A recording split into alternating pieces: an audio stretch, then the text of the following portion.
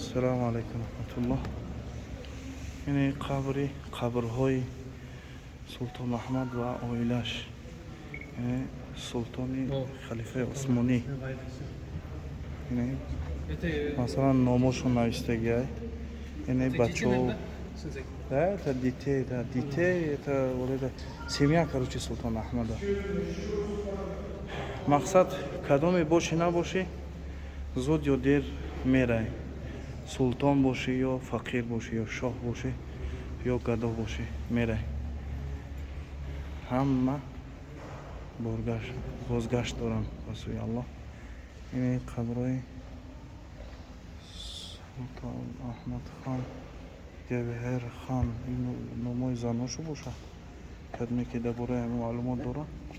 این قبر کلان قبر سلطان احمده. مقصد ما تو اینا یگان چی طلب کردن نیست. این قبرو مقصد ما دیدن و عبرت گرفتن که همه خیلی یک روز نه یک روز همه چیز میشن، میرون، بازگشت دارن به عالمی دیگر، به عالمی برزخ.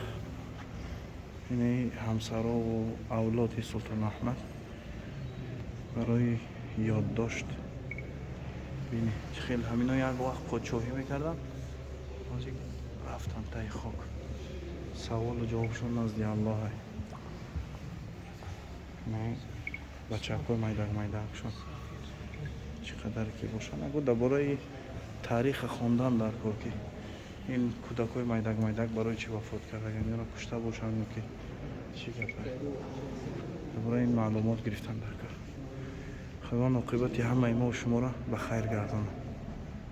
السلام علیکم و رحمت الله و برکاته.